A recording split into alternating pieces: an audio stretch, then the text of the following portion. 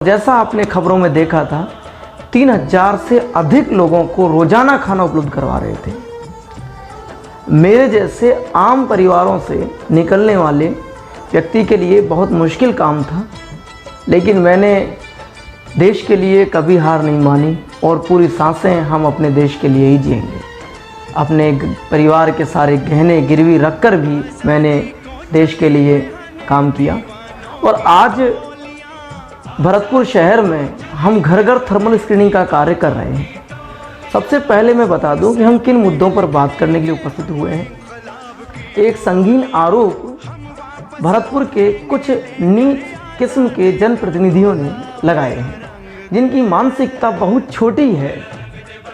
उन्होंने कभी देश तो दूर अपने वार्ड के बारे में भी अच्छे विचार नहीं रखे होंगे। उन्होंने एक आरोप हमारी संस्था पर बिना सोचे समझे, जैसे अचानक कुछ नशा कर लिया हो और एकदम से लगा दिया कि हम यहाँ भरतपुर में आकर के वार्ड पार्षदों से पैसा कलेक्शन कर रहे हैं और पैसा देने के लिए दबाव बना रहे हैं, तब हम जांच करेंगे। ऐसा एक संगीन आरोप उन लोगों ने इस समय राष्ट्रभक्तों पर लगाया है। इस बात को सुनकर मैं ही नहीं, आप लोग भी यदि अपने देश से प्यार करते हैं, प्रेम करते हैं, देश पर कुर्बान होते हैं, तो बहुत मन दुखी होता है, विचलित होता है कि हम किन के लिए क्या कर रहे हैं और क्यों जनता ऐसे लोगों को बार बार चुन लेती है। और ये लोग हमारे ऊपर शासन करने लायक कभी ना थे ना होंगे, फिर भी ये हमारे ऊपर शासन करते हैं क्योंकि हम बहुत छोटा एक लोग देख लेते हैं।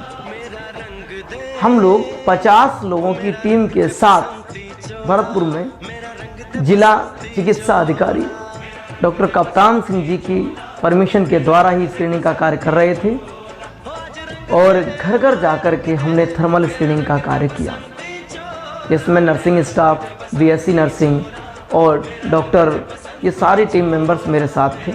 कुछ नॉन नर्सिंग स्टाफ भी थे जो अपनी अपनी अहम भूमिकाएं अदा कर रहे थे। भरतपुर वासियों, आप सभी लोगों ने हमें आपके घरों पर आकर के स्क्रीनिंग कार्य करते हुए देखा था। हमने कभी ये इच्छाएं नहीं रखी कि हम पैसा कमाएं, क्योंकि कोरोना वैश्विक महामारी के समय जान बचाना ही बहुत बड़ी बात थी। अभी आप देख रहे हैं, इस आरोप के लगने के बाद हमारी संस्था को भरतपुर के मुख्य चिकित्सा अधिकारी ने, प्रशासन ने बिना जांच किए एकदम से और एक ऑडियो क्लिप के द्वारा सस्पेंड किया। ये बहुत विचारणीय कॉन्सेप्ट था कि एक वार्ड पार्षद व्हाट्सएप ग्रुप में एक मैसेज छोड़ता है और तुरंत संस्था को सस्पेंड किया जाता है। ये कहाँ का उचित निर्णय था। हम लोग यूपीएससी में एक फेक न्यूज का कॉन्सेप्ट भी पढ़ते हैं, उसमें फेक न्यूज कोई भी डाल सकता है। उस पर आपने तुरंत विश्वास कैसे किया? उस समय उनके पास सफिशिएंट सबूत थे या नहीं थे, इस बात का मुझे कोई जानकारी नहीं। हाँ, उन्होंने हमारे पक्ष की कोई भी बात नहीं सुनी थी और हम ऑफिस तक पहुँचे भी नहीं थे, लेकिन हमारे संस्था के कार्यों को एकदम से डिस्पैच किया गया।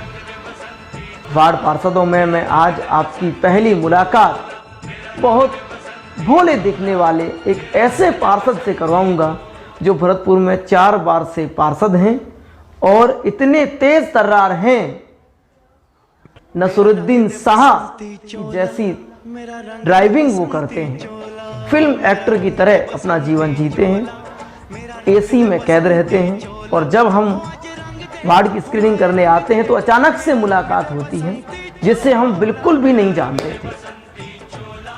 उसने एक आरोप लगाया, आपने अखबार में पढ़ा होगा कि मुझसे थर्मल स्क्रीनर मांगे गए। क्या औकात है इतनी इन जनप्रतिनिधियों की कि ये देश के लिए 2 थर्मल स्कैनर दे सकते थे? अगर होती देश के लिए इतना करने की तो शायद ये कभी ना सोचते और तुरंत देश के लिए तैयार हो जाते। वाकया घटनाक्रम क्या था? मैं देव अमित सिंह अपनी मां से हम सब लोग मिलकर के ये वादा करके घर से निकले थे कि कोरोना मुक्त भारत बना करके ही हम लौटेंगे। हमारी माता ने जब हमारा टीका किया तो हमने अंतिम विदाई उसी समय मान लिया था। आज हमें सारे टीम मेंबर्स को कोई भय नहीं ये कहने में कि संजय शुक्ला पार्षद के साथ हमारा क्या वाकया हुआ।